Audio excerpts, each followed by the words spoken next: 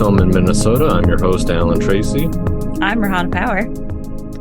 And today we have joining us once again, Andrew Hunt. Hello, Andrew. Hey, guys. Thanks for having me. Yeah. Absolutely. We're excited to have you back. We had you on a little over a year ago and had an awesome time getting to know you and chat with you. So we're excited that we were able to get you on again. And we have some really exciting things to chat about. But first, before we get into it, normally we ask our typical like icebreaker question, but we know you. We've chatted with you before. So how about, can you tell us maybe something exciting that's happened to you over that past like year and in a couple months? Yeah, I'd have to say from a personal level, probably the most exciting news that's happened in my family's history for the last 35 years is we added a new member to the family, which is my little nephew, Noah. And so that has been the thing that is kind of, that has thrown everything out of whack, because now it's all about this little critter and what he's obsessed with this week. And, and having an uncle, and they live in Florida, and, being here in Minnesota, it's a little bit of a drive. And so, but I have their Amazon address. So as soon as I see any inkling of a post of Noah likes sharks, then I'm on Amazon going, I'm bombard my brother with shark toys. And and then last week it was dinosaurs. So it's like, all right, let's spend, and you're an uncle and you're competing against other uncles from the other side of the family. Yes. So it can't just be a small dinosaur. I have to order like the biggest dinosaurs I can find. It's love, but it's also competition. And that's the game I'm playing right now, and that I've been playing for the past year, almost 2 years. Oh, I love that so much. As an auntie, I definitely understand and feel that competition level. Every birthday, every Christmas, it's like we'll get everybody else something, but we need to, it's about your niece or nephew. Like that's what you really need to go hard on. And so you buy all of the things. Absolutely. And you also, because, even though I'm a grown ass man, I'm actually a 12-year-old. I'm like, all right, we're going to start. He's probably going to, it's almost like you look at superheroes as a drug, and you're like, okay, he's probably going to start with Spider-Man and Superman because they're the most colorful. So we're probably going to do about 2 years of Spider-Man. And then he's eventually going to learn about Batman. He's going to roll into Batman for a few years. And then Wolverine will probably be the next hero. And so I'm literally getting everything ready. I'm like, okay, I've got my Spider-Man, my Batman, clearly, my Wolverine. So, So I'm really excited when he says the word superhero. My brother is probably going to throw his head in his hands and go, oh man, it's over. Because as soon as you mention superheroes or comic books around my brother, that the kid's going to be inundated with Marvel shit. Oh, 100%. Yeah, I'm already planning for my niece to get into the same thing so I can introduce her to all the Marvel. My boyfriend's waiting for her to get into, he's like, she's gonna be into Star Wars. And we're going to sit down and record her reaction to I Am Your Father and all the things. So those are the moments that you live for. Awesome. Amazing. All right. Well, we have you here today to really chat about this amazing movie that you made that's going to be that's out. Can you tell us a little bit about the movie and just the premise and your elevator pitch? Absolutely. The film is called The Infernal Machine, and a quick kind of description of the film is the story is about this reclusive writer named Bruce Cogburn, who 25 years ago wrote this book called The Infernal Machine. That was this very, heavy intellectual kind of novel but was also incredibly controversial. And so much so that a 17-year-old kid had read this book and inspired this kid to do this horrific act of violence. And we then cut 25 years later. And our movie is set in like 2004, before technology has really kind of come in and really affected our daily lives. And the story is about this author who has only written one book, who lives out in the desert as a recluse. He's a Luddite. He doesn't own a phone, doesn't own a television. And he starts receiving these letters in his P.O. box from this fan. And for him, no one should know where he lives. Nobody should know that he's completely off the grid. And this relationship starts to form between Bruce Cogburn, who's played by Guy Pearce. And the only way he could communicate with this fan, whose name is DeKent, is through a payphone and voicemails. So it starts as this kind of leave me alone or like get off my lawn type of kind of relationship. And then as the film progresses, we start to learn more and more about the Bruce Cogburn character and just how isolated, how alone, how kind of tortured he is from his past. I love it. So even just that plot, that premise, like really had me intrigued and interested. I love sort of the we don't know what's happening and what's going on. Like who is this person and why are they reaching out? And as things build, it gets more intriguing and more, my heart was racing and all of that. But you mentioned Guy Pearce. Yeah. And as an actress, that really like pings my interest. Can you tell us, I mean, I can't imagine like even preparing mentally to work with someone at his level. Like how did you go into that mentally? I honestly think it started with just our first conversation. I had written the script and we were, between my producer, Lionel Hicks, and I, and another gentleman, Richard Guardian, we were really kind of chatting about, and Richard Guardian was kind of our sales agent. So kind of helping us kind of navigate through the waters of independent filmmaking we know that the only way that we're going to get a decent budget and get financed is your lead, and for me as a writer, who used to take a lot of acting classes and know a lot about the workflow or the process of being an actor. When you're writing, you want to write a character that you kind of think, well, who wouldn't want to play this character? This character is so interesting and so fascinating. And so that was kind of where it started. And when the script was finished and we started talking about which actors we should approach, Richard mentioned that he's like, look, I know Guy, and I think Guy would really be interested in a script like this. And, you hear that and you're like, oh, that's awesome. Yeah. But at the same time, you hear that and go, there's no way, and so the script was sent to Guy and Richard started sending me like screen grabs from his cell phone of his conversation back and forth with Guy. And the responses that Guy was sending him is, this script is fantastic. I need to talk to the writer and the director. And the next thing I know, on a Tuesday when the script was sent out to Guy, I was getting calls from Richard on Thursday going, are you available to Zoom with Guy, on Saturday? And I'm going, oh, absolutely. And so, you've got, I'm spending a few hours before the Zoom call just trying to figure out like how I'm going to keep my shit together when I'm having a conversation with Guy Pearce. And I'll say this is that because it was during COVID.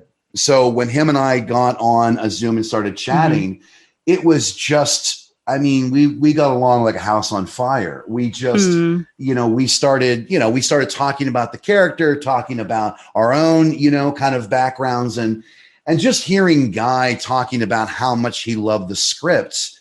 There was a part of me that wanted to kind of go, if this meeting ends and nothing happens, this was a huge win, because just having an actor of his caliber this excited about, the story and the script and playing this character, to me would be a huge win, because I'm like, okay, I wrote something that rose above maybe some of the other scripts or the other things that he's been approached for, and to that degree. Yeah. And then at the end of the conversation, Guy was like, look, man, I hope I'd really like for you to consider me playing this part.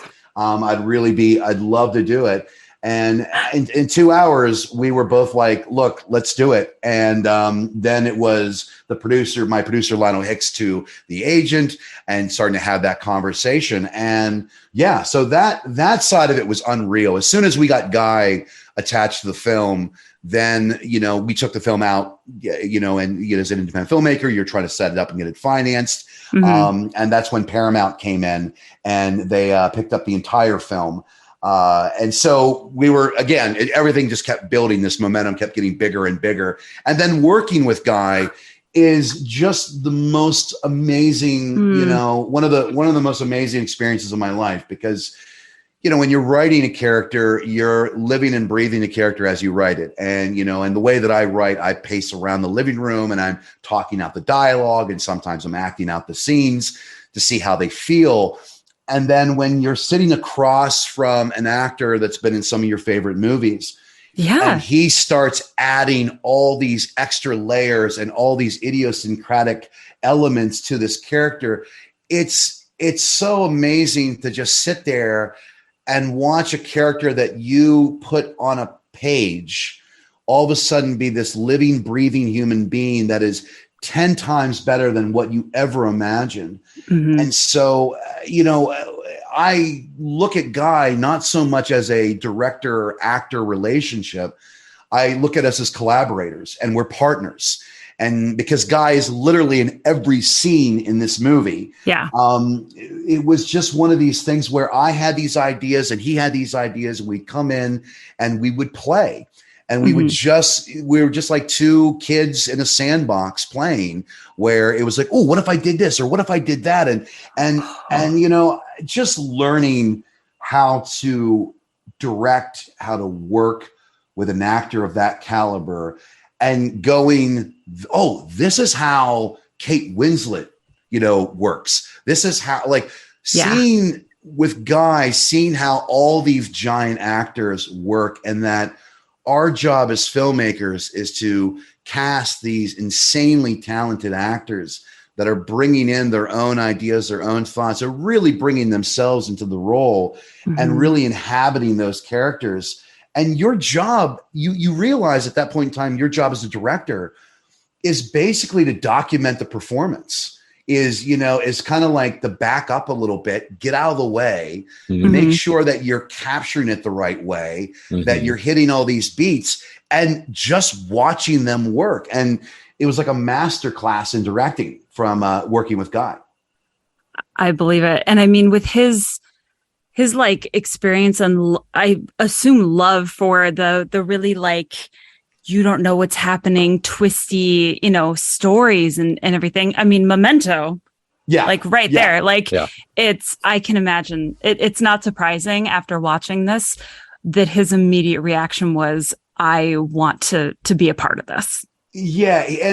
And what I love about just him as an actor in every film that I've seen him in, and this is why I think Guy is such an amazing actor, is that there's such subtlety in what he does. There's such commitment. There's such truth in every role he plays.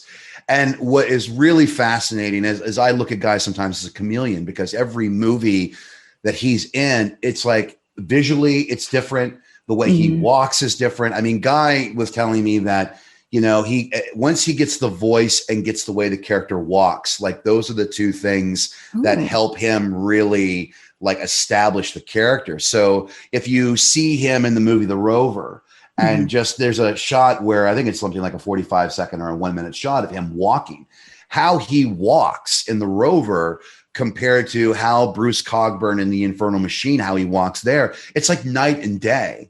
And so there's this physicality that he brings, that each character has their own unique thing.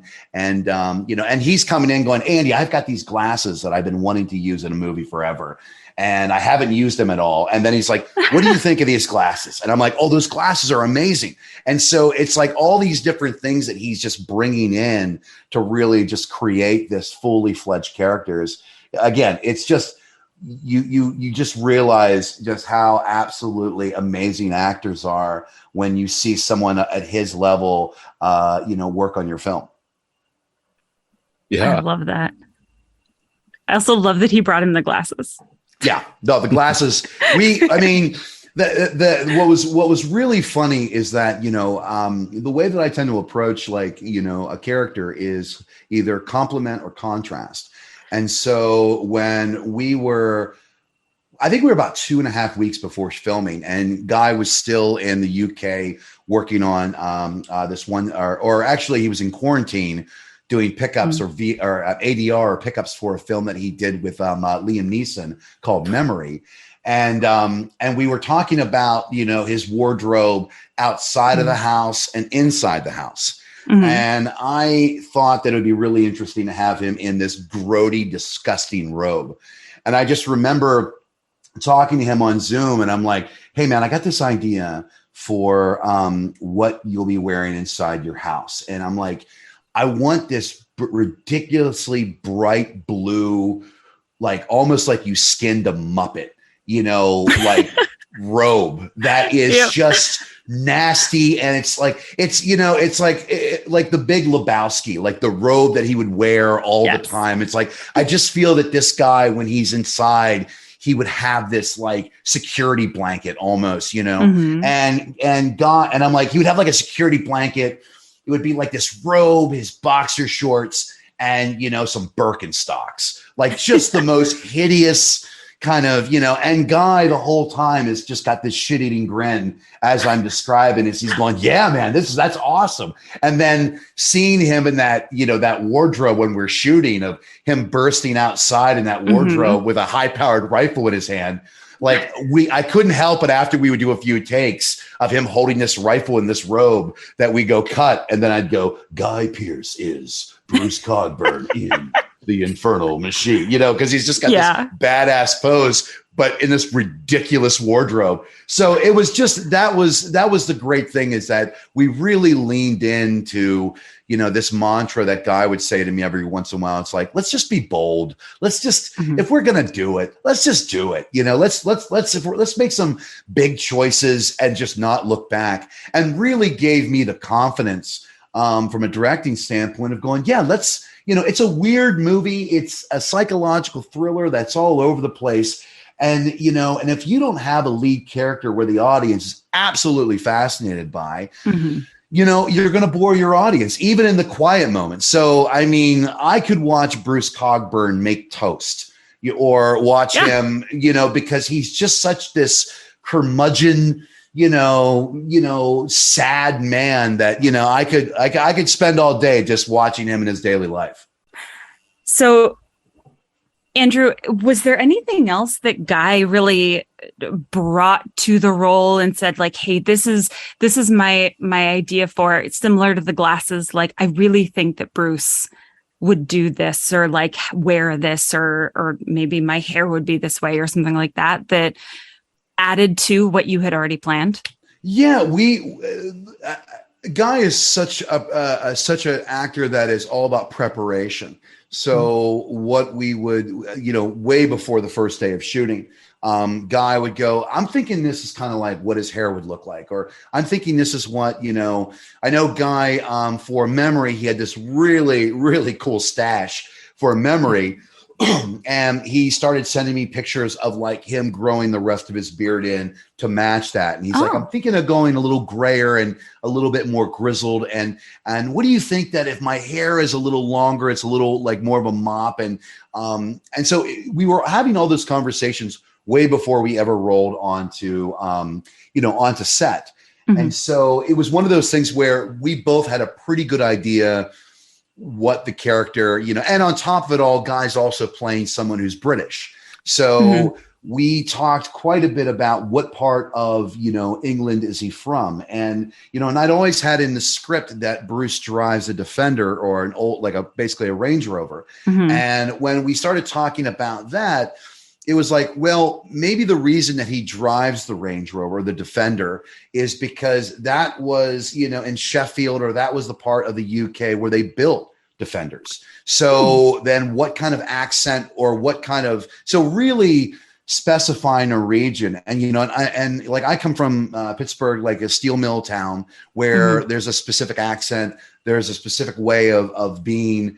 and that I thought, oh, wouldn't it be interesting if you came from a very blue collar, industrial, part of the United Kingdom. Mm-hmm. And, and Guy is like looking through his Rolodex of all the different accents and all the different, and he's going, oh, absolutely. Let's do this one. And I think what we did is we dialed it in because he went, I'm not going to go this far because this accent's really thick. Yeah. So if we dial it and we hit in this area, I think he goes, that will sound the best. And wow. So yeah, I had a voice. Oh, I heard a voice. I saw this grizzled, moppy hair look from him. And then, and then by the time he got to Portugal where we filmed the movie, then it was like, we're off to the races. That's amazing. Yeah. I absolutely love that. So you have Guy Pearce. He is avidly excited and like all in, wanting to be part of this. You have some other pretty big actors that are involved in this. Completely spoiled here. Yes. Yeah. Like, so we've got Alice Eve, who is in, a ton of movies. A couple of my favorites before we go, with Chris Evans, who love, and Star Trek Into Darkness, which I also love. Like, and then, we'll go one by one. How did you get Alice? How did that process go? Well, as soon as we got Guy, it almost like the gates opened up for us to be able to go after some other actors. And I've always been a huge fan of Alice Eve. I think Alice is a fantastic actress. The movie that I really like that she did is Please Stand By. Where, she's playing the older sister to her younger sister, played by, I think it's Dakota Fanning. I think it's one of the Fannings. Yeah. I think it's Dakota. Elle Fanning, I think. Oh, wait. Elle Fanning, yes. And Alice is just such a natural, she's, I just buy her in everything that she's in. Mm-hmm. And I just thought this would be a really interesting role for her because. No, you're right. Dakota Fanning. My bad. Oh, the Dakota Fanning. Yeah. She's playing a cop in our film. And, and so she was the first person that we went after. We've been really fortunate that every actor that we went after, we got. And so it was one of those things where even my producers or some of the other folks in the producing area was going, look, don't get your hopes up. Guy might not do this. And then on Monday, we're like, guys, like, I'm in. And then I approach Alice Eve and they're like, look, don't get your hopes up. She might not do this. And then the day after I talk with Alice, she's in. And so it was great. Wow. The same thing with Alex Pettyfer and the same thing with Jeremy Davies. Yeah. Working with Alice it's funny. Alice works completely different than Guy. So does Alex Pettyfer and so does Jeremy Davies. I was joking with Jeremy Davies one day. I'm like, if there's four corners of a room, each actor works completely different, Wow. Even Guy kind of said, look, here's the deal. Like, every actor that's coming in on set, they're going to have their whole way of working. And it's your job as a director to not bring them towards your, process. You got to go to theirs. And, but Alice is probably one of the most intelligent people I've ever met in my life. When her and I were having the conversation about the character and where she wanted to bring the character and what she thought the character represents inside the film. She was quoting books that were like 1,000-page tomes, thinking that I had read it because my book's about a writer or my script's about a writer. And you would think, oh, well, clearly Andrew has read Nietzsche and he's read this. And I'm going, Alice, I haven't read any of that. And I'm just bullshitting my way through this.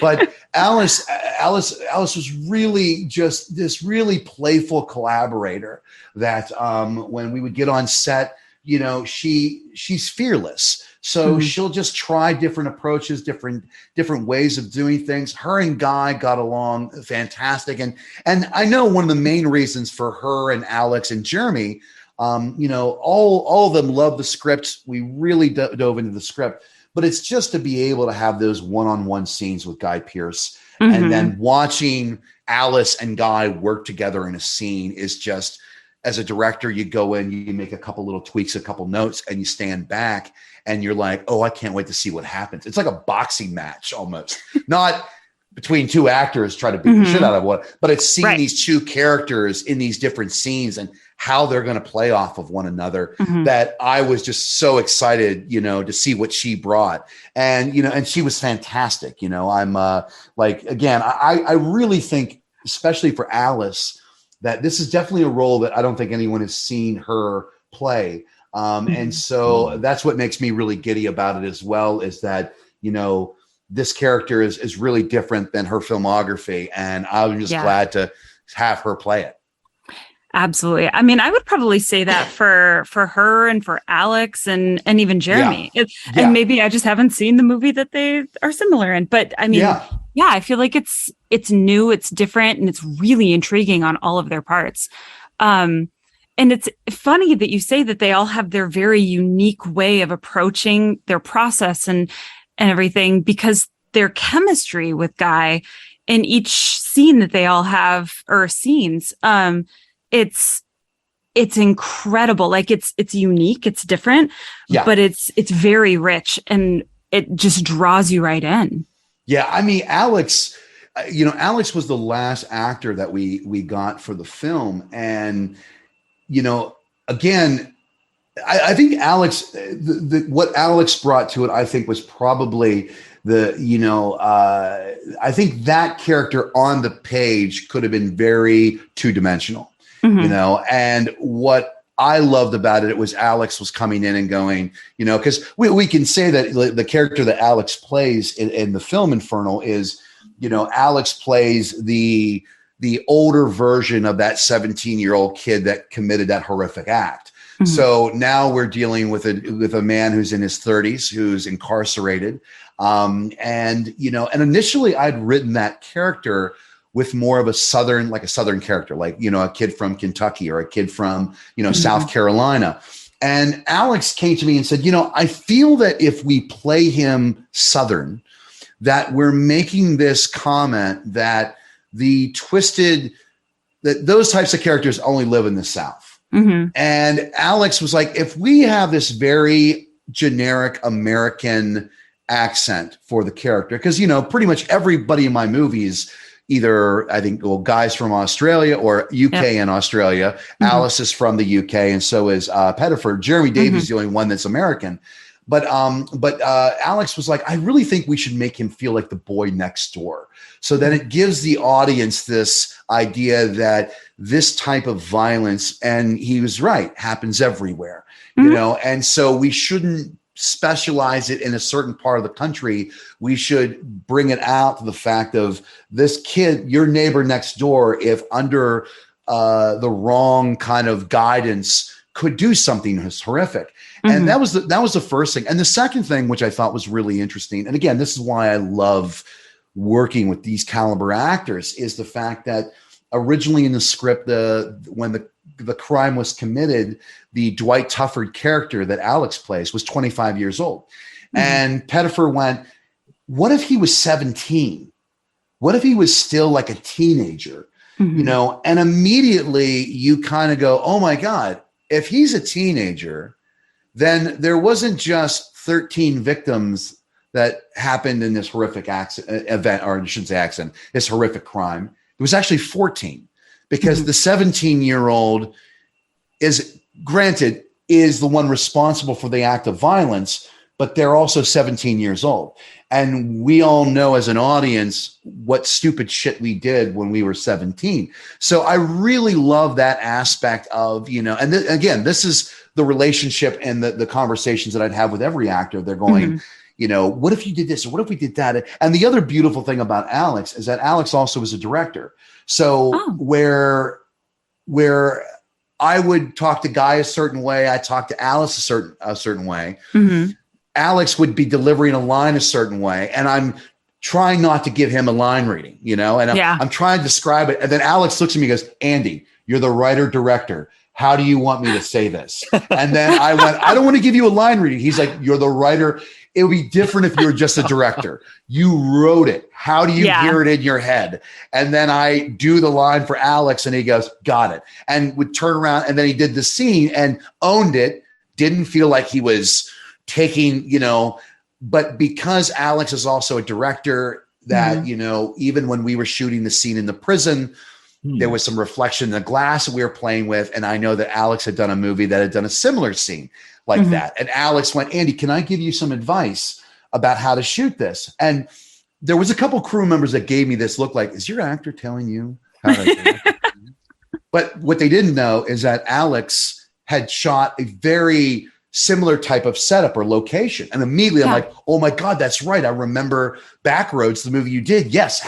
What did you do? And he goes, we used this to this, and then we did it this way and this way. And that avoided the reflection, which saved us a ton of time. So, Alex is, I absolutely just, again, I mean, it's sad to say this when you don't have to talk to the actor very much on set because, and I love that. I love having lunch and shooting the shit with them and being on the phone with them for hours and all that jazz. But when you're on a film set, every minute I'm talking to them is 1 minute less that I'm shooting. And so when you have actors so dialed in, it's just, then you just do more takes and do more coverage. Yeah, absolutely. So taking a step back, you had, these are big names. They've been on big projects. They have big time experience. For someone who maybe has, here in Minnesota, who shot a lot of shorts, knows the community. It's all been relatively localized. Yeah. How did you even go about step one? And you talked about how you got connected with Guy Pearce. How do you go from there? How do you say, okay, Alice Eve, I'm going to go ahead and just reach out to her? Well, I will tell you the person that gave me the confidence to just be me as I'm going through this crazy world would be the last actor on our list, which is Jeremy Davies. Jeremy Davies, which has been my favorite actor since I saw the movie Spanking the Monkey. And I've followed his career almost like a fanboy. Every time that I'd see him in a movie, I would just be, oh my God, it's Jeremy Davies. Even when he was in Twister. And, it's like those actors that you see in an independent, and then all of a sudden you see their career progress and you're just proud. You're like a parent, and I didn't know Jeremy. But Jeremy was in town a year before doing a movie called BitCon. And I know the producer who actually was an associate producer on Infernal. And Jeremy was the first person that, besides Guy, Jeremy was the other first actor to get the script. And I had direct contact with Jeremy. And this, you look at Jeremy Davies and Guy Pearce, they've worked with every major director. Davies worked with Spielberg, Soderbergh, Lars von Trier, David Slade. He's done, he's won a Emmy for acting. He's won a BAFTA for acting in a video game. Jeremy's done everything. And what really kind of helped me, as kind of what you're saying is, you're this local filmmaker and now you're stepping into a global, realm where these are people that, if I show you a picture of Guy Pearce, or if I just say Guy Pearce or Alice Eve, people know exactly who that is, whether you're in Minnesota, Miami, or Germany. And Jeremy basically kind of gave me permission in some ways that I don't have to act any differently or treat this any differently than I do making movies with people here in Minnesota. And so it was really this confidence. And even the way that I was talking, Jeremy was saying, a lot of directors don't talk like this. This is, you just be you. And so when we got Guy and, we were reaching, and Guy's agency really loved the script as well. So they were very, they knew this was a passion project. We didn't have a lot of money. So, they were reaching out to other actors that are going, look, this is a really good script. Guy's making the movie with Jeremy Davies. I remember when I first talked to Alice was looking at the other actors that I'd cast, and it was like, Guy Pearce and Jeremy Davies. And Alice is like, Andy, you have great taste in this, So it was one of those things where it was kind of like, you realize that it's the material that's attracting them. Mm-hmm. I don't think any of the actors except for Jeremy had even watched any of my shorts. So they're just going off of the screenplay and the way that I was talking about it. But it was one of those things that I realized that, I'm not going to pretend to be someone else. I'm not going to try to put on this director's air of I know everything. I mean, I know it's a tangent, but I remember the day before we started shooting, Guy and I the first time that we're really sitting down and talking, just him and I. And I just looked at him and said, man, I'll be honest, I'm fucking terrified. And Guy looks at me and goes, I am too. And I'm like, what are you scared about? And he goes, there's one scene in the movie where he's in the phone booth for quite a bit of time. And Guy's like, that's the scene that keeps me up at night, how I'm going to play it. Wow. And it's just having that honesty with your actors and being vulnerable. That really puts us all on the same page, that we're all like, we're kind of all in this together. So we all succeed rather, and so I just felt very safe to be me and, to go through this process and to not, and I had that with the crew. I had that with everyone, where I'm just a dipshit on set. I'm just like a 12-year-old kid in a sandbox playing. And I can't help but be excited about making a movie. And I find that if you as a director have that, like, isn't this awesome? We're making a movie and it's 110 degrees outside. Isn't this awesome? And the crew would be like, they would bitch about the heat. And I'm like, what's worse than being out in the heat in 110 degrees? What's even worse than this? And they're like, what's that? I'm like, being out in 110 degrees and you're not making a movie. Yes. And so it's just, we just had this great spirit of just play. And, that just made me realize my approach to making movies works for me. And not that anyone gave me permission, but I really felt like, this fits, this feels right. Yeah. I feel like if you can't be like a film set or like actors especially, but like a crew, like that's the one place in life where you should feel most comfortable being vulnerable, because actors, like if you're not vulnerable, you're not acting. And the crew knows that. So that environment is the perfect place to really like be yourself and get into that environment.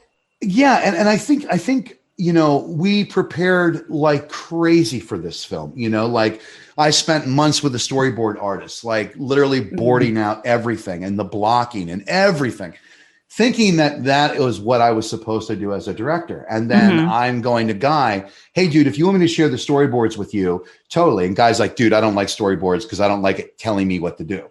And again, not saying that in a negative, but just kind of like my process is I need to find it for myself. I don't want to reference a storyboard or to tell me how I'm supposed to get there.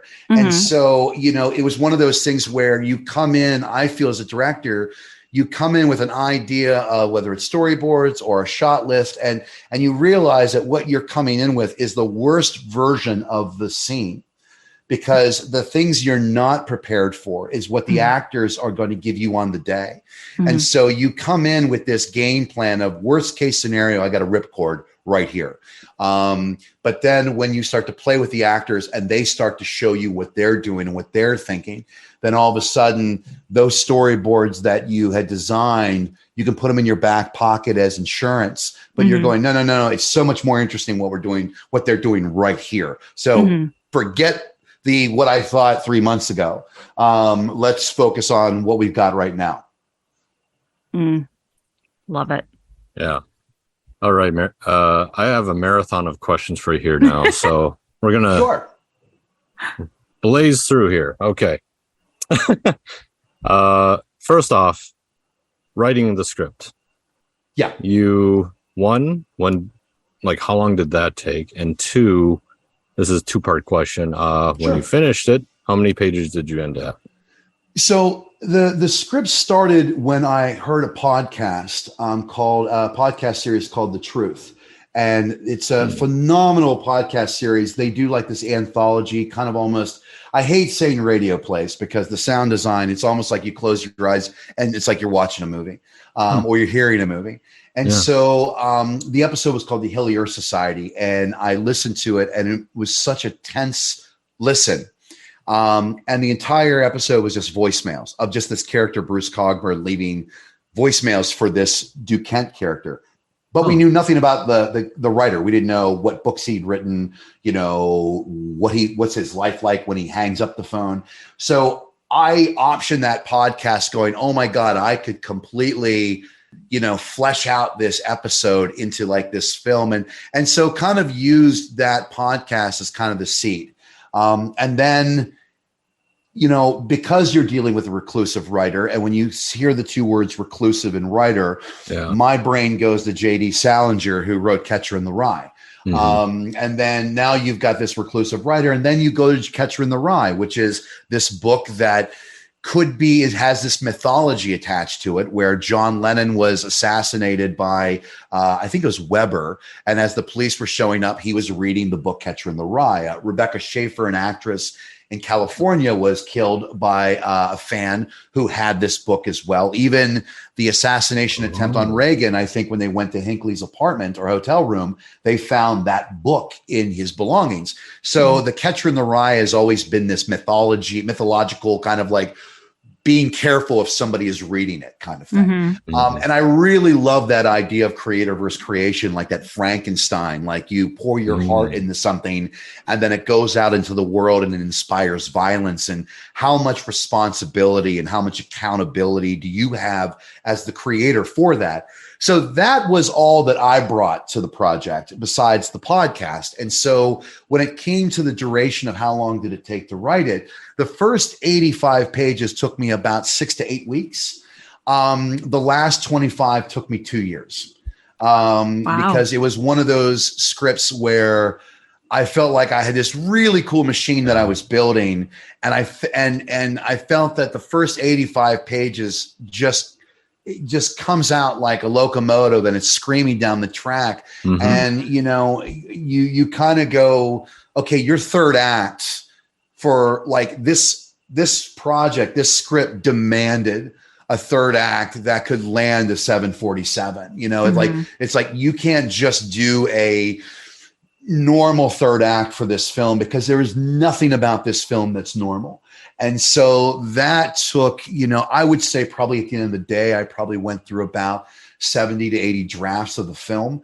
And then I think I came in at the end of the day at about 116 pages. But yeah, so you're just constantly, you know, and I stress this to folks that, you know, anytime somebody tells me, well, how many drafts do you have of your script? And they go, well, I'm almost done with it. I got like, I'm like draft 4. That, you know, I tend to go, I don't even think you really scratched the surface yet. You know, I think the first few drafts, you're maybe getting the idea and the plot. But I find the more you dive into the script, the more you dive into it, the more you start to find out about yourself, what you learn about who you are. And that to me doesn't usually happen until like draft 20. That I have these eureka moments where I go, oh my God, this is about my fear about this. Like this is my Infernal Machine's my fear of being mediocre. Infernal Machine's my fear of, you know, imposter syndrome, that I'm not good enough, you know, and things to that. And when you find that, that's when you then go, okay, I need to lean more into this. And I need to, you know, to really, and that's when it becomes incredibly personal. And you think it's something that you've written that only you're going to enjoy or you're going to relate to. And then everybody else reads and goes, oh my God, I feel like this is a movie. I've been feeling this way for 20, 30 years. And you realize how personal you make it becomes incredibly personal for everybody else. Right. I won't say any specifics about towards the end because there are a few words that show up on screen. And I wondered, is this like feedback you've had, or is this self-talk stuff? No, I think the thing is that, you know, and I think I said this to you guys the last time we chatted, is that for anyone that's in the creative realm, you're terrified of just being average. Mm-hmm. Mm-hmm.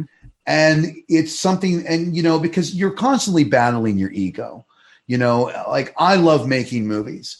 My least favorite part about making movies is anything that involves a red carpet or a rack with logos and me posing, right? Yeah. I hate that. That's my least favorite part, because I feel like it's not really for the movie. It's for me. It's for my own ego, and I got a big enough ego as it is. So we don't need to feed that polar bear any more than it already gets fed, So, but at the same time, the ego is what drives us to make movies. Like, only the ego can make you go, absolutely, I can handle 50 people on a 5-week shoot in a different country. I mean, so there's a healthy part of the ego, but there's also a really destructive part of the ego that is the thing that is going to tell you that you suck and that you're not very good, and that, and it's going to beat you down. And, especially, from an acting standpoint, I mean, you're going into auditions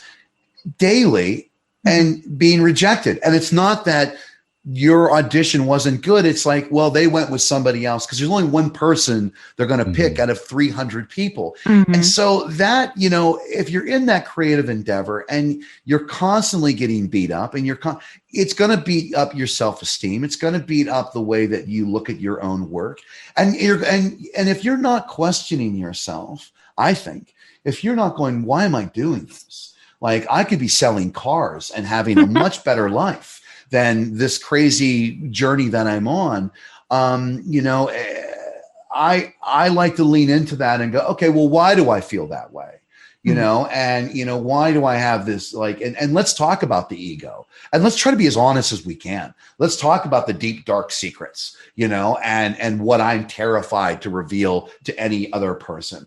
And, and when you're finding out how you tick and your own fears and insecurities, it's actually really therapeutic to be able to put that into a script, and without any kind of spoilers or revealing anything. But there was a moment in the script where Guy asked me a specific question about the character, about one of the flashbacks. Like, I can say that.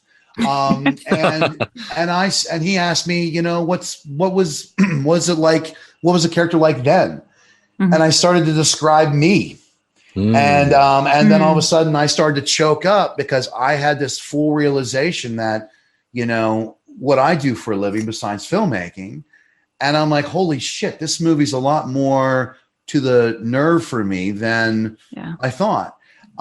So, I find that, your insecurities and your fears and all the shit that you carry, it's really good to exercise it, in your work. I like that. I like that you wrote that in there too, and that Guy asked you that question. And then now you're done with the script. You're going to pitch it to people, and you will get notes.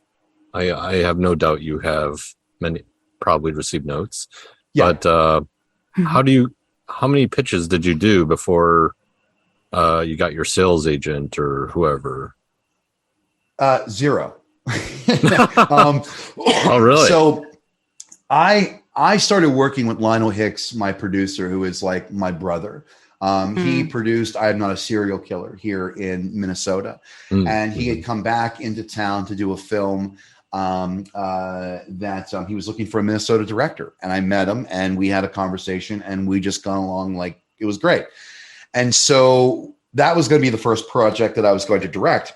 And then I rewrote the script, and we were at the American Film Market. This is right before COVID. So this was the last AFM before COVID hit. And, and I had spent probably about a year and a half on this script. And meanwhile, while I was working on this script, thinking this was going to be my first movie, I started working on the Infernal Machine as like my hobby script, kind of like as, boy, this would be a great second movie, Infernal, because it's really complex, and I should do something simple first. So let's do this first movie, and then I'll do something complex, which is the Infernal Machine, because what crazy imbecile would want to make the Infernal Machine first because how complex it is. So let's not even think. But I was working on it and writing it, and then what I tend to do is I tend to put together a rip-o-matic. And what a rip-o-matic is you're taking clips from other scenes and from other movies, and you're kind of putting it together like like the Infernal Machine had a movie trailer before the movie was even made. Right. And so I knew that I was going out to AFM to talk about this other film project,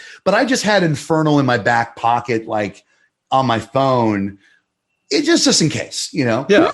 And so as we were getting closer to AFM, we started to have some problems with the original script. There was some other producers that were attached to the movie that just made some really stupid decisions. And it got our movie all tangled up in just this web of bureaucratic bullshit. So we were rolling into AFM talking to a sales agent, and that sales agent had a had like a consultant, which is Richard Guardian, who is also a sales agent, and Odin's Eye, which was the other sales agency that we had for Infernal. So we're sitting in a room and we're talking about the other project, and we're telling them, well, we got to go through this, and then we got to do this with the legal, and it's going to take us another 6 months to get the rights to this original script back in our hands, and then we can make it. And as we're describing it, you could just see the enthusiasm just kind of slowly dial down, because they're going, oh Christ, there's already drama attached to a film. I don't know if we really want to, And I had been pitching Lionel the Infernal Machine and telling him about what I was working on. And in the last 10 minutes of our meeting, Lionel just looked at me and said, hey, chap, why don't you play the Infernal Machine? And so I bust out my phone and I set it on the table and I hit play. And these two adults that are leaning over, looking at this little screen of this at AFM at AFM. And as soon as the trailer ended, they both looked at Lionel and I and went, "Okay, we're not interested in the other project anymore. We're interested in this."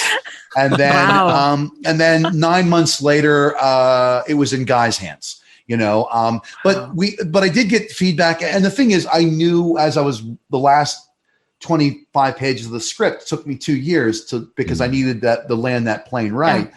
So it was great when people would come back with notes going, okay, this is a little confusing. I don't really understand that. When they're asking you questions that go, well, when did Bruce do so-and-so? And as you as a writer, you go, oh, he did that on page 35, but you don't remember that. Therefore, I didn't do a good enough job as a writer really highlighting that one element in order for you to track that, so that, and the push was always the ending can be better. The ending can be better. And I completely agreed. Even the script that I gave to Guy, the ending still wasn't right.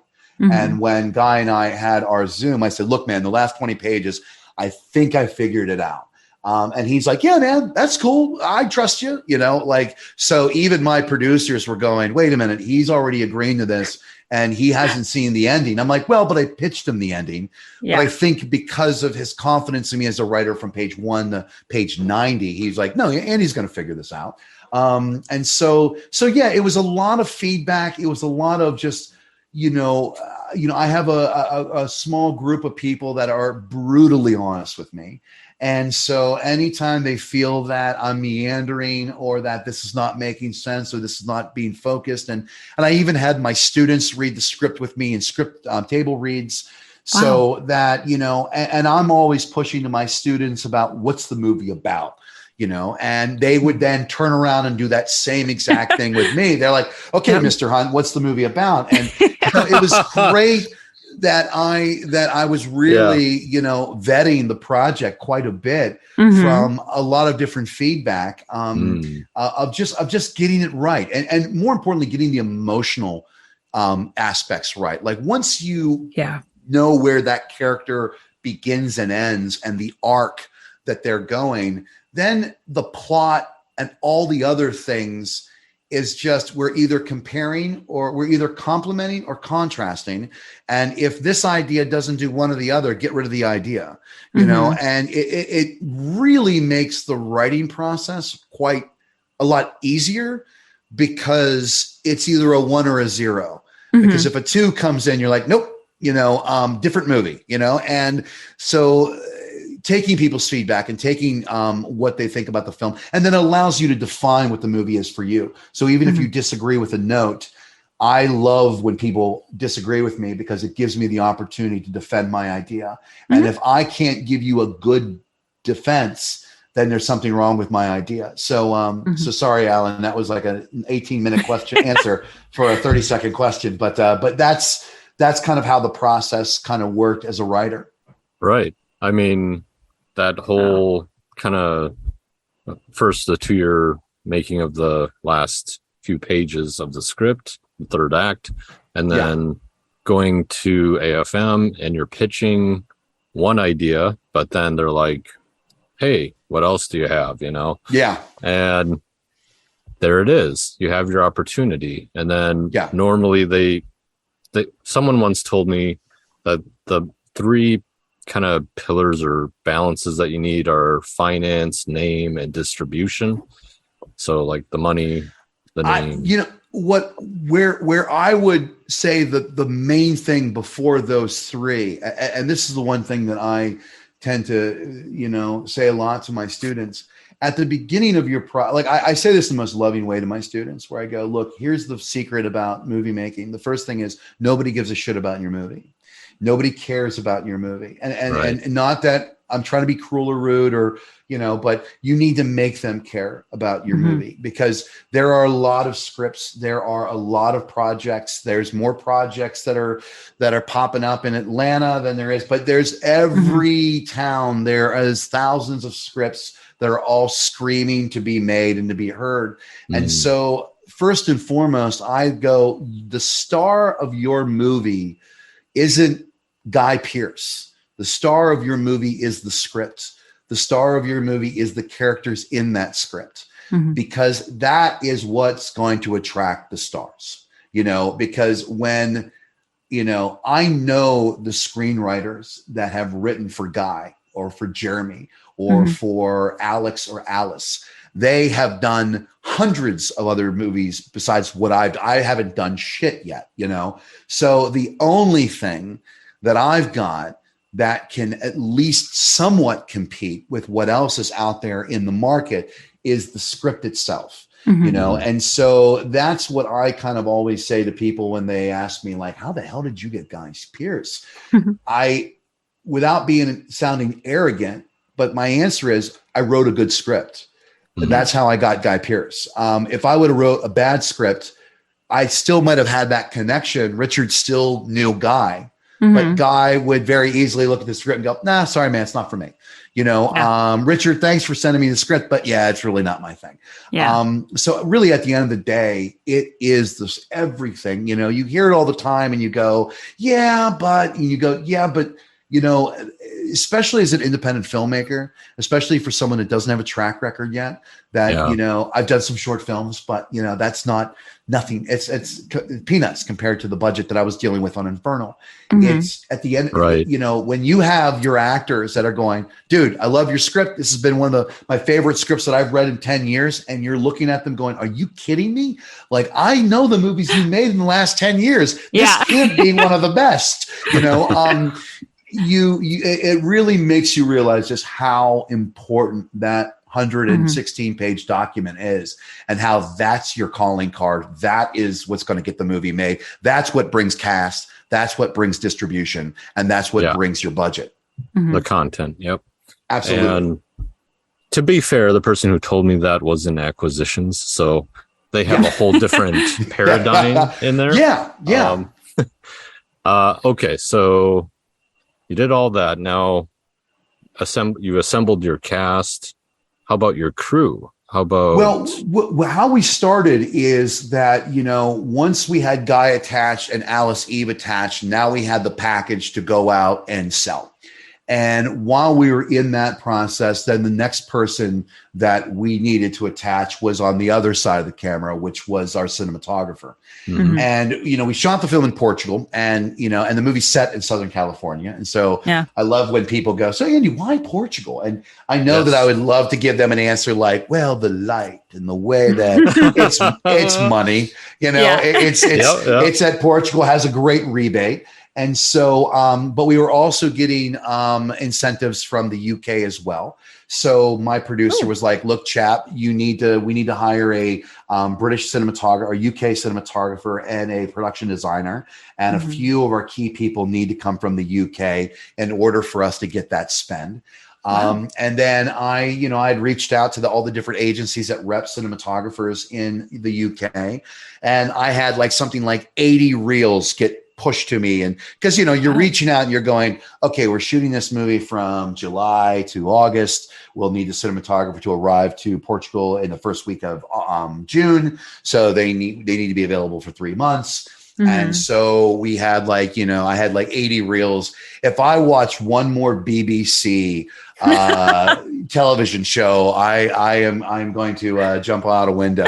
But what was really cool is there was this one cinematographer that came in, and her reel, she had shot a film called Anna and the Apocalypse, and which is just a fantastic independent film. And the way that she filmed, like, without getting super geeky, like, she loved using wide angle lenses on medium shots and sometimes in close-ups. Whereas a lot of the other cinematographers that I was seeing, in the UK, they would shoot with longer lenses and everything was really fuzzy and had that little, as I call it, the Vaseline smear, because it's a BBC show. And so I had interviewed a bunch of DPs, but Sarah was the one that I was the most interested in talking to because I just loved the work that she had done. And when her and I got on Zoom and started talking, it was in like less than, I told her that, I knew in 10 minutes, but I really knew in about a minute because Sarah is insanely passionate. She is just like, I look at her like a sister. She is just this incredibly like passionate, creative, but very realistic, exciting. She's like a 12-year-old girl. And then there's me, like, we're like two kids in a sandbox. I mean, she just loves playing, and her filmography is unreal. And at the same time, when I had sent the script out to the agents to look for cinematographers, I scribbled on the cover of Infernal Machine, please read this script like a Western, because I wanted it to have these beautiful, vast, wide shots. And Sarah's reel is, her close-ups and medium shots are great, but when you see her wide shots, they're just like, how did you do that? You're in the same position as any other DP, but yet how you shoot, it's just insane. And, I remember after our meeting and like a week later, I had sent her an email back and I said, okay, here are my top 5 cinematographers that I've interviewed for the Infernal Machine. It's Sarah Dean, and Sarah Dean. And I said, so just give me a little bit more time so then I can officially have you on board. And then working with Sarah, we, for like 3 months, we on Zoom was going over storyboards and going over the blocking and using like shot, I forget the website, Shot List or Shot, it's right here. What's it called? Shot Deck. We were like grabbing different, Sarah had a really specific idea as to what the interiors of Bruce's house looks like to the exteriors, color. We were shooting with the Sony large format camera with anamorphic lenses. And we were really just dialing in our own language visually for the film. So by the time that we saw each other in person, it was a little weird because we were so used to talking to each other in screens. It is weird. Yeah. Right? Yeah. And she is just, I just can't imagine not making a movie without her. It was love at first lens, really. And it's funny because what I love the most about, Sarah's cinematography, there was a day, it was the second week of the shoot, and this is Sarah's biggest movie as well. Sarah's reel is phenomenal, but this, I kind of look at everyone who worked on Infernal like this is all our step up. So even when I was interviewing some DPs that were like in their 60s that have shot everything, Lionel, the lead producer, was always like, chap, whoever you believe in. And then Lionel was usually with me. He saw Sarah's reel and went, there's no question, we're shooting with Sarah. But we'd have some other pushback from other folks that wanted someone like an older seasoned pro, And I'm like, well, Sarah, Sarah's just a couple years younger than me, but Sarah started, I think, working working on United 93 when she was like 20 years old. I mean, She has been working in the industry forever. She grew up on a film set. And I don't want some old fart that, on my set. I want someone who's hungry, who wants to make a statement. That is willing to die on this hill.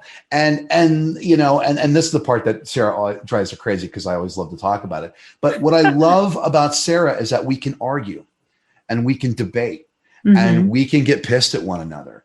And then because we're both very passionate, I've realized that when somebody says the word, oh, he's a very passionate guy, it's really code for they're a pain in the ass, right? and I say that with the most loving respect towards her because she and I will bicker and argue.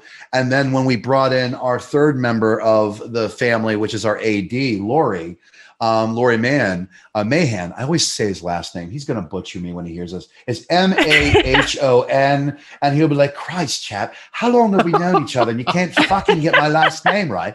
But Laurie is our AD, and our relationship between the AD, the DP, and myself, that there's a reason on my WhatsApp, our group, Sarah, Laurie, and myself is UK siblings, because they are my absolute family, and we all give each other a tremendous amount of shit. We are all backing each other. We can argue, we can debate, we can be to the point that we want to choke the hell out of one another, but we all know why we're doing it. And to me, I find that a real relationship is when you are tested to the utmost degree. And when we were making the film, because the schedule that we had and the limitations that we had sometimes with budget and just politics that happens on a movie set. Yeah. If you really know what your real family and your real relationship is like with someone when everything feels like a dumpster fire. And and there was a few times that we were in that scenario. And I think everyone then would look at us and go, well, these three argue and they'll bicker and, give each other shit. So let's see and anytime things would get tough, it was like you could just feel the seal between all three of us just tighten up, and we were charging into the battle together. And so they're just again, Laurie is another person and Laurie designed in our film. We have this quite extensive oneer in the film where Guy is moving through all this different stuff, and it's a 3.5 minute Steadicam oneer, and that is all Laurie. Laurie is the master of designing those complex shots. I mean, he worked on the Kingsman, that church scene in the Kingsman. Wow. So when he mentioned that, I'm like, oh, you're designing this thing. Yeah. And, no kidding. And so I mean, it was just that relationship and that bond that, and then we had Tim Hutchison, our production designer, who was the art director on Willow and Excalibur. So I had this insanely talented, gentleman who is I think Tim's in his like early 70s, who would design everything like as a model. And so you'd walk in and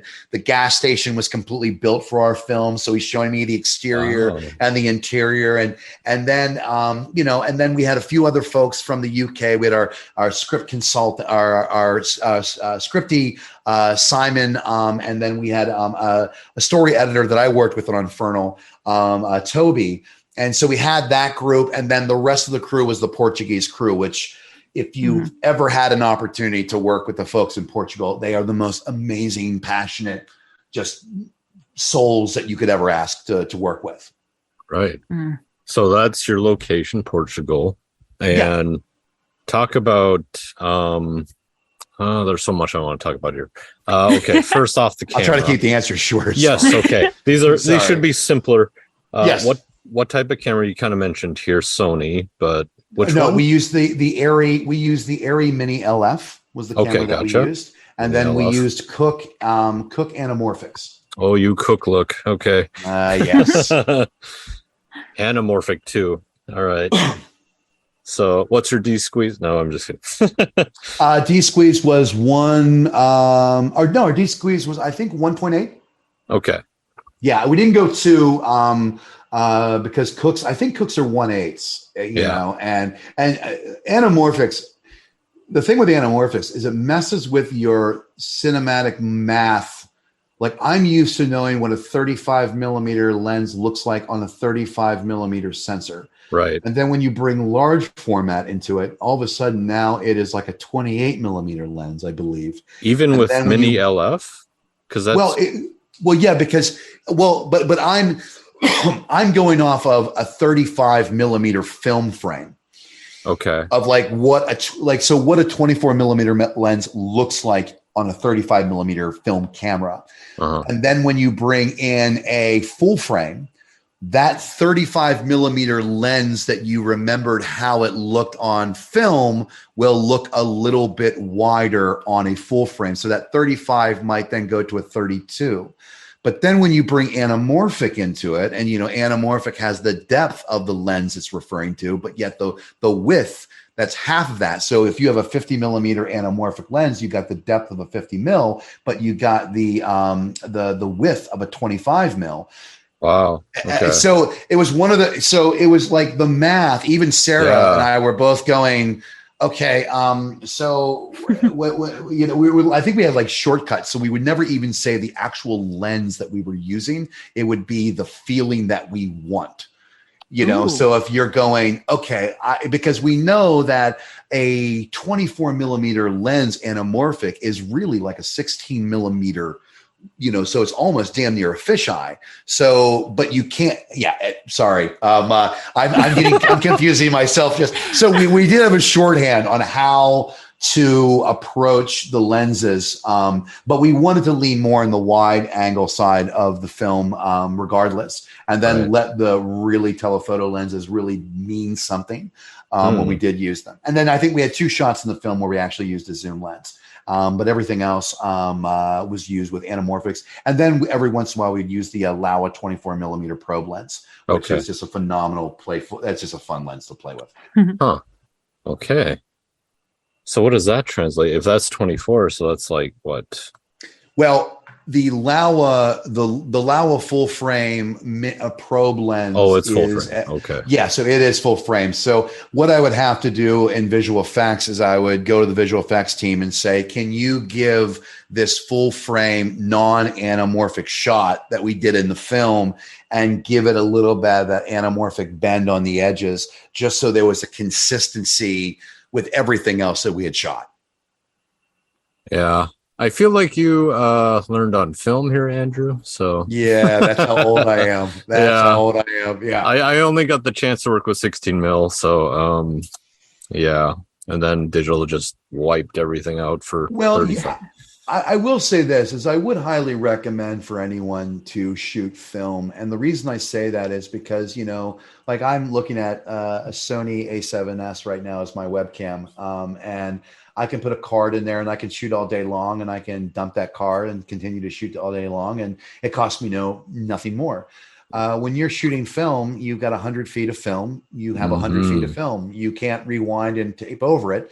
So it makes you have to really think about how you're going to shoot something, or, because you have the economy and you have to be economical, or you have to, I'm not using the right word, but you basically have to know what your limitations are. And so I feel that training really helped me when I got into directing with the digital, because it allowed me to go, okay, I need to create a very specific point of view to however I shoot a scene, because I don't have all day long to just shoot the hell out of it. I have to, come in with a very strong visual game plan to make it work.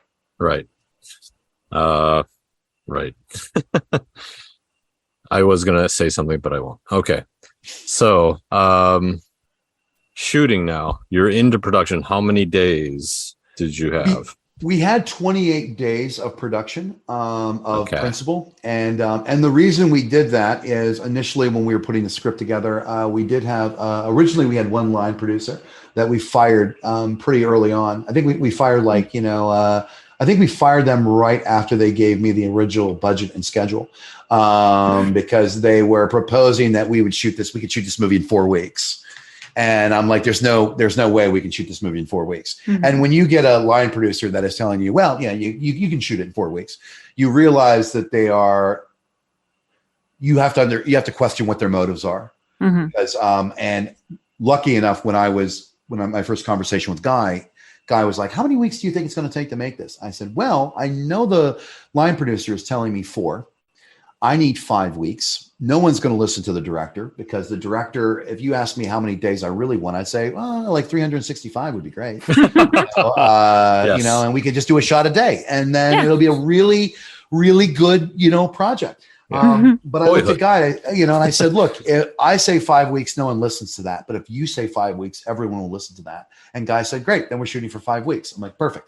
So, I had my actor and I decided how long we were going to shoot, which was a very good thing to have. But, so we had 28 days. And then once we cut the film, we, did 10 days of pickups. And when I say 10 days, I had a college that I could shoot all my inserts in, so it cost us nothing to shoot them.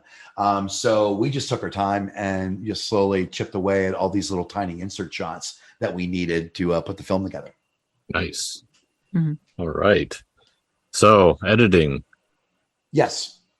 The editor on the film was Jeremy Wanick, and I've been working with Jeremy for 10 years as an editor. And, I couldn't ask for a better scene partner, basically, to be, to work with, because Jeremy is, behind closed doors, when the door is shut, he is so honest with me about everything. And he is always, and it's really funny because Jeremy approaches editing very much from what is the character thinking and thinking about the actor. It's all about the performance. That's all he cares about, is performance. And so, we had, we shot the film and then we finished the film at the end of August, and then we had to deliver the director's cut to Paramount on November 9th. So we had 2.5 months to shoot, to edit the film, not to finish, but to edit the film. And Jeremy is just, again, when I was talking about Sarah, this was a big break for her. This is also a big break for Jeremy Wanick, because, this editor has so much talent, and he is so tapped into the characters and how to tell the story and let the story unfold, and to do the thing that Guy was constantly our mantra on the film set was, dude, let's just be bold. Let's just be big sometimes and just take some risks. And so that's the way we approach the editing, is that there are some sequences, there's one particular sequence that Jeremy cut where he's literally cutting into Guy's performance. And it's the scene that Guy was the most nervous about doing, and I look at, that scene, and I look at Wanick and I go, dude, that's your reel right there. If anyone wants to know how good of an editor you are, show them the scene with Guy in the phone booth, because you are dancing with Guy in that scene on how you're putting that together. Mm-hmm. So it was just, and Jeremy again is like one of those editors that he's like my editor for life until, I piss him off to a point where he just, says, that's it, hon, I'm not working with you anymore. But yeah, I mean, just an absolute, just the best partner a director could have walking through that experience. Nice. Okay, so you guys finished the film. Yes. You've got, I know we could get real deep with it, but yeah, I'm sorry. I talk way too much. No, it's good. No, this is amazing. We want to know these things. Now the part where we get this film into the world. Yeah. Talk about distribution, talk about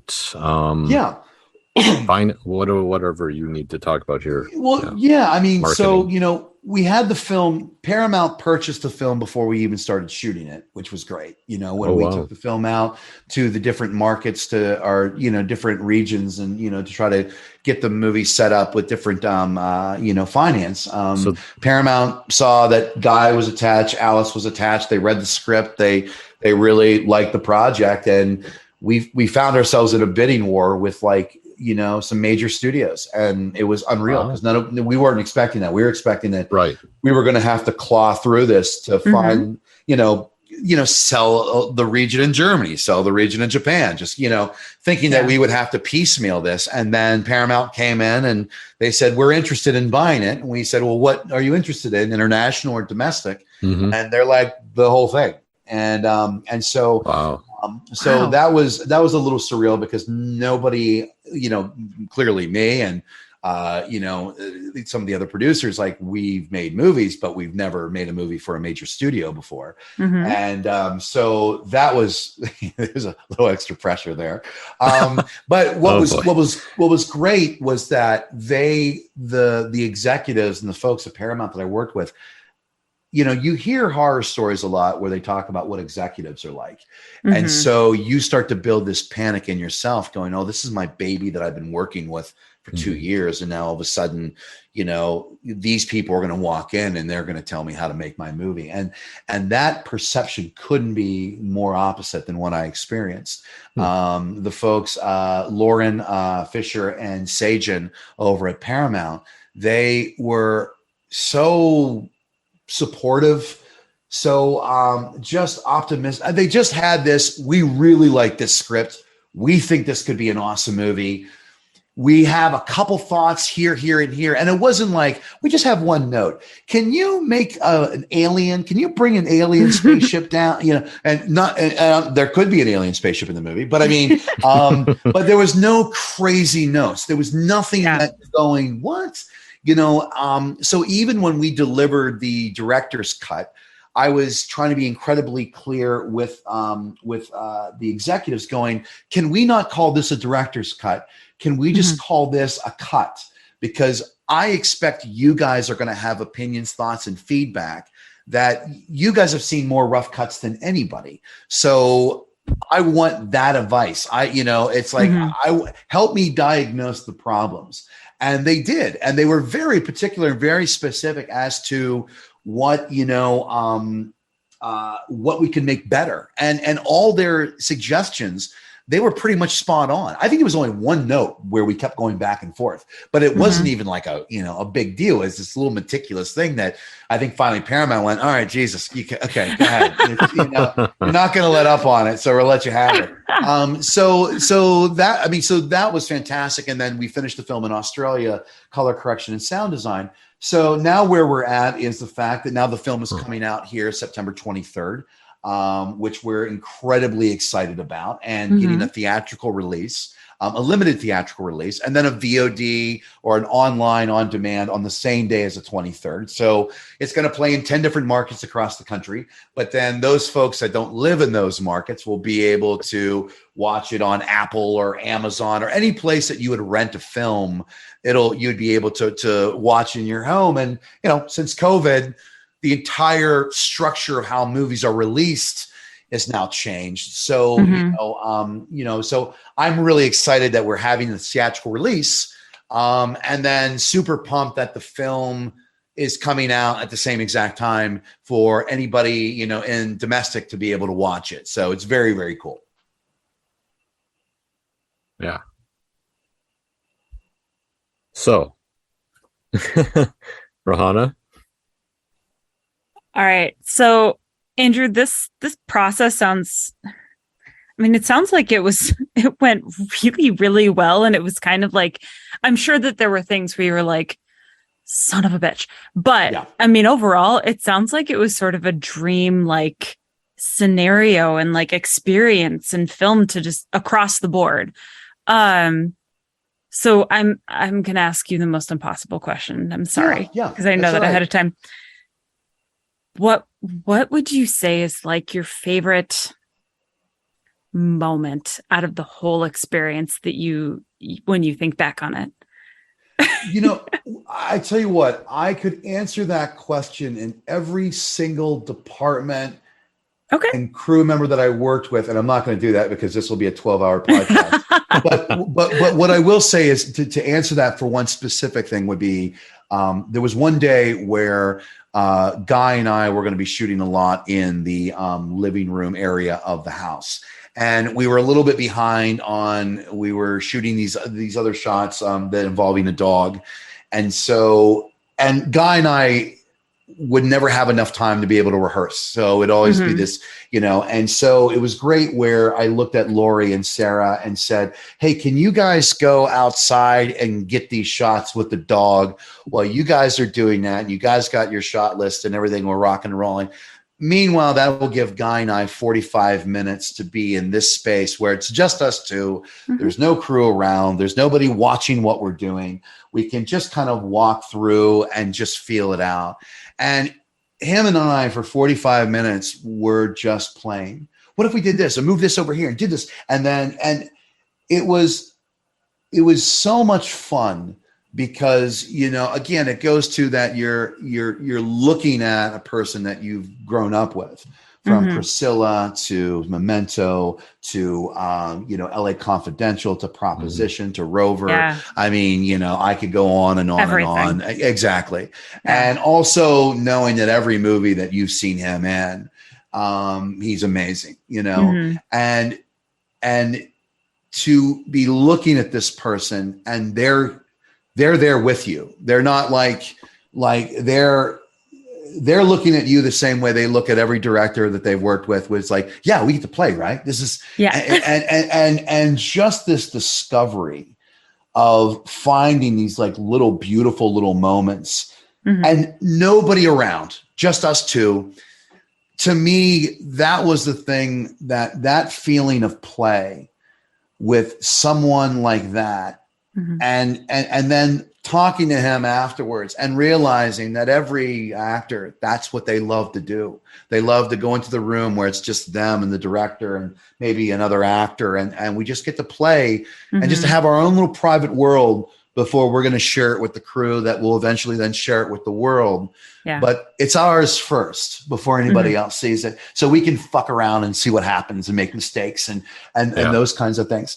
And that right there was, you write the script, you visualize how you expect it to play in your head, and then you're seeing the embodiment of what you wrote in front of you, and it's 10 times better than what you could ever imagine. And so that, I think that's the beautiful thing about directing, is that I get to have those moments every day with every single person on a film.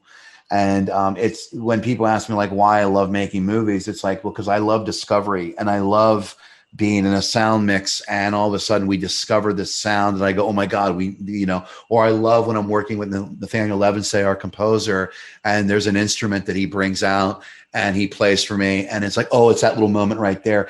It's discovery, and it's all that to me is the most, and the great thing about that is that never gets old.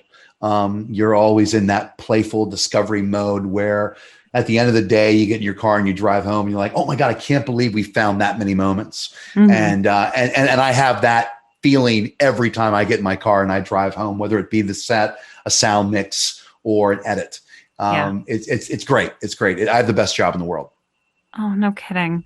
Well, if you ever hear from Guy and he's like, I just really want to talk to people about this movie, you could just send him our way. I would love to ask him a couple questions. I will. You know what? I will say this. This is the funniest. There was a day, I think we were the third day on the film set, and he walks over to me and goes, "Hey, Andy, do you live by Burnsville?" What? And I went, "Wait, what?" He goes, "Burnsville. Well, is Burnsville close to you?" And I'm like, how the fuck do you know about Burnsville? Yeah, it's like 20 minutes away. How do you know about Burnsville? And he goes, well, I bought this Barracuda because Guy loves those cruiser cars. Yeah. And he's like, I bought this Barracuda that is getting restored right now by these guys, this restoration company, in Burnsville. And you know, and then and the funny thing is by the end of the movie, you know, we're both sitting there having beer, sitting on a bench. And, you know, I talk a lot about my students and my assistant that came to Portugal with me, Penn. You know, he basically had to deal with my ass every day as the director's assistant, which was not an easy job. And, you know, and I would talk to a Guy about like teaching Penn and my other students. And then, you know, eventually at the end of it, he's like, all right, so now I really need to come to Minnesota because I need to do 3 things. You know, number 1, I need to go pick up my car. And number 2, I need to meet your kids. And 3, you and I need to hang out. And whether that will ever happen or not, he's a very busy man. It doesn't matter. It's just the fact that there is just like, he's like, I really need to come to Minnesota and see what this place is all about.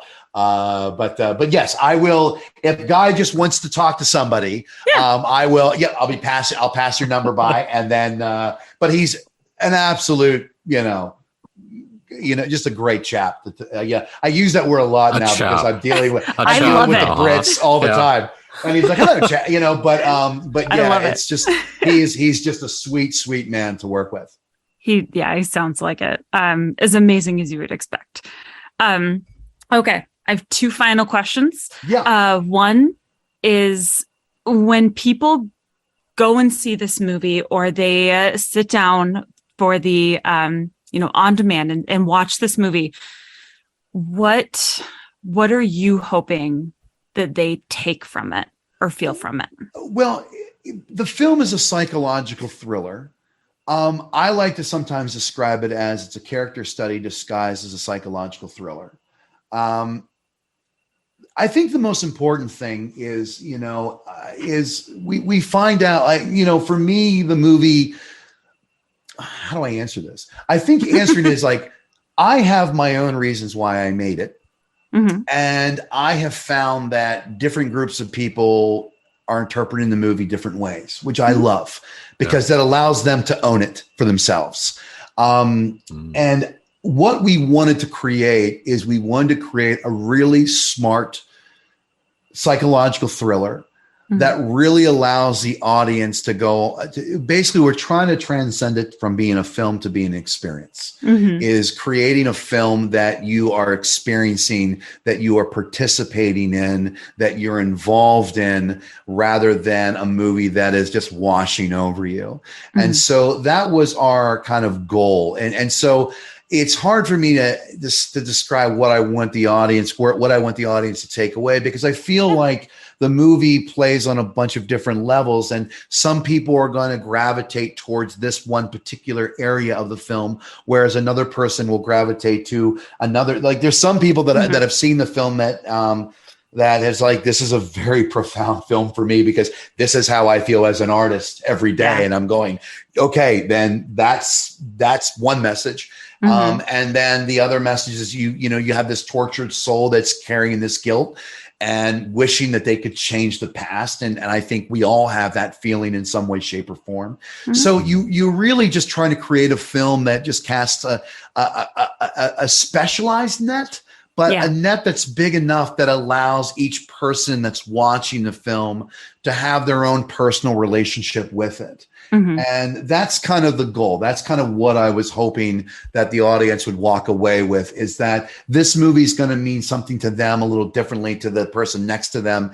And and I find those are the kind of films that stay with me. Those are the films that make me want to make films. And those are the kind of films that I want to make, that I want to share with other people. Oh, I love that. Okay, final question, and then we'll let you go because we've stolen your whole night. That's okay.